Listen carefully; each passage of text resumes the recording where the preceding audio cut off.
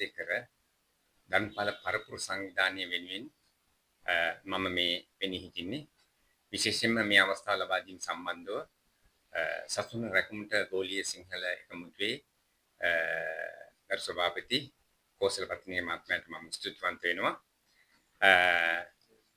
අද අපි කතා කරන්නේ මේ යාපන අර්ධද්වීපය තුල සිංහල ජනතාවට සිදු වෙලා තියෙන අසාධාරණකම් සම්බන්ධවයි විශේෂයෙන්ම ඉඩම් අයිතිය සම්බන්ධව 1981 මේ අර්ධද්වීපය තුල සිංහල ජනතාව 6500ක් ඉඳලා තියෙනවා සංඛ්‍යා ලේඛන අනුව.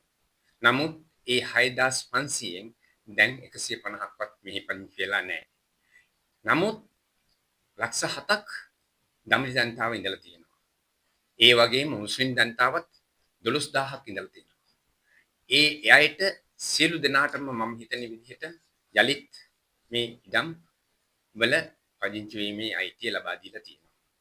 මේ අතර මේ සිංහල ජනතාවට ඒ අයිතිය ලැබිලා නැහැ. 2%යි ලැබිලා තියෙන්නේ. ඒ 6500ටම ඒකෙන් 150කට වඩා පදිංචි නැහැ. ඉතින් ඒ අනිත් අයට අවශ්‍ය ඉඩම් ඒ හිටපු උරුමය ලබා දෙන්න කියන එක තමයි අපි රජෙන් ඉල්ලා සිටින්නේ. විශේෂයෙන්ම අපිට ආරංචියක් ලැබුණා ඊයේ දවස් තුල වෙන කණ්ඩායම් වලට ඉඩම් ලබා දෙන්න දිස්ත්‍රික් ලේකම් කාර්යාලය තුල සාකච්ඡා පැවතුණා කියලා. ඉතින් මම හිතනවා ඒ දේවල් සිදු කිරීමට මත්තෙන් මේ අතපසු වෙලා තියෙන සිංහල ජනතාවගේ ඉඩම් අයිතිය ලබා දෙන්න කියන එක තමයි අපි විශේෂයෙන්ම සඳහන් කරන්නේ. අවුරුදු 17ක් තුල අපි මේ සම්බන්ධව සටන් කළා. ඊට පස්සේ අපි මීට අවුරුදු 10කට කලින් මේ සසුන රැකමුට ගෝලීය සිංහල එකමුතුව අපි බිහි කළා. සංවිධානයක් හැටියට අපි වෙන වශයෙන් මේ සම්බන්ධව පැවති බලධාරීන්ට රජයන්ට අපි කරුණු ඉදිරිපත් කළා. නමුත් ඒ ගැන සිසිම් සැකීමක් කළේ නැහැ.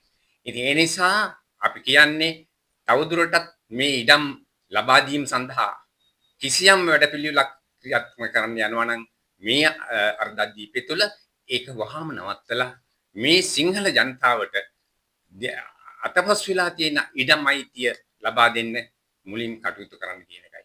අනිත් අයගේ අවශ්‍යතාවයන් ඉෂ්ට කරන්න ඕන. අපි ඔක්කොම සහජීවණයෙන් අර කිව්වා වගේම අපි මේ ජීවත් වෙන්න ඕන. ලංකාව තුල ජීවත් වෙන්න ඕන. අපිට කොළඹ දකුණේ ඉඩම ගන්න අයිතිය තියෙනවා නම් ඒකත් ඒ අයිතිය අපිට උතුරෙත් හිමි යුතුයි. ඒ නිසා ඒකට කිසිම බලපෑමක් කළ යුතු නෑ. මම හිතන්නේ ඔය කිව්වා වගේම අනුකම්ප ව්‍යවස්ථාවෙන් තියෙන අයිතිවාසිකමක් රටේ ඕනම තැනක ඕනම පුරවැසියෙකුට ජීවත් වීම අයිතිය තියෙනවා. ඉතින් ඒක නිසා අපි විශේෂයෙන්ම මේ සංවිධානය කිසිම පක්ෂයකට ගැටිකම් කරන සංවිධානයක් නෙමෙයි. ඒ වගේම දමිළ ජනතාවටත් මුස්ලිම් ජනතාවටත් විරුද්ධව කතා කරන කටයුතු කරන සංවිධානයක් නෙමෙයි. විශේෂයෙන් මේ අසාධාරණ ලක් වෙලා ඉන්න දෙමළ ජනතාව සිංහල ජනතාව සම්බන්ධව කටයුතු කිරීම තමයි අපේ එකම අරමුණ. මේ ඒ යුද්ධයෙන් කලින් පැවති සහජීවනයේ තවදුරටත් ඉදිරියටත් පවත්වාගෙන යන්න කටයුතු කරන ලෙසයි අපි බලධාරීන් ඉල්ලා සිටින්නේ. විශේෂයෙන් මේ අතර සියලුම ආගම් වල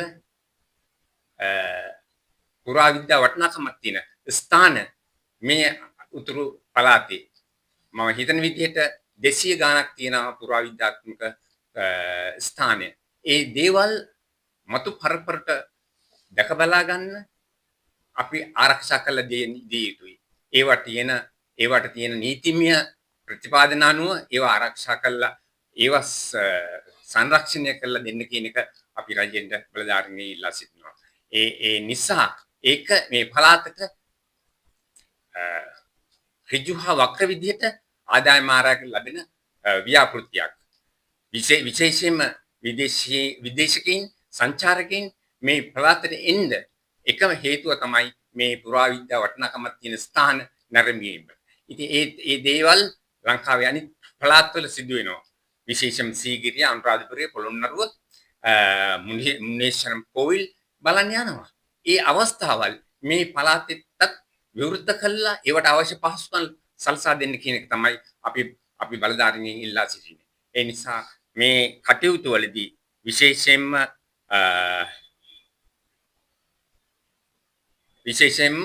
උපදිසාවිත කොටස් වල විශේෂයෙන්ම බහුතරයක් ඉන්නේ දමලිය නිලධාරීන් අපි ඉල්ලා සිටින සෑම උපදිසාවිත කොටසයකටම සිංහල දන්න දෙමළ දන්න සිංහල නිලධාරී පත් කරන්න කියලා.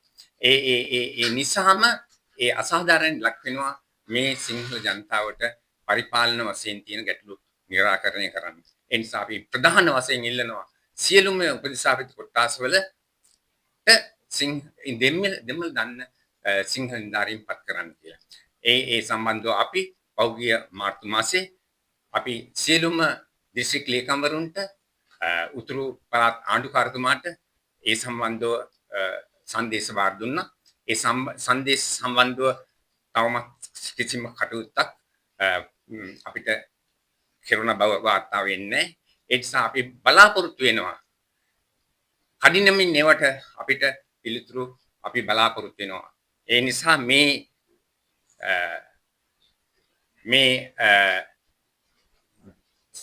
මාධ්‍ය හමු අපි ඉදිරියට යන්න බලාපොරොත්තු වෙනවා.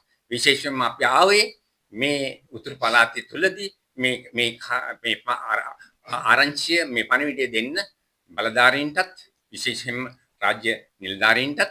ඒ නිසා අපි මීට වඩා පුළුල් වැඩපිළිවෙලක් විරෝධතාවයක් මේ කටයුතු සිදුවෙන්නේ නැත්නම් ක්‍රියාත්මක කරන්නත් අපි බලාපොරොත්තු වෙනවා. ඒ නිසා මම අවසාන වශයෙන් ඉල්ලා සිටිනවා ගැටුම් ඇති නොවන විදිහට සහජීවනයෙන් මේ ජාතීන් අතර සහජීවනය පවත්වාගෙන යන්න මේ තියෙන විශේෂම ඉඩම් පදිංචි වීමට තියෙන අවස්ථාවල් අහිමි කරන්න නැතුව ලබා දෙන්න කියලා මම අවසාන වශයෙන් ඉල්ලා සිටිනවා.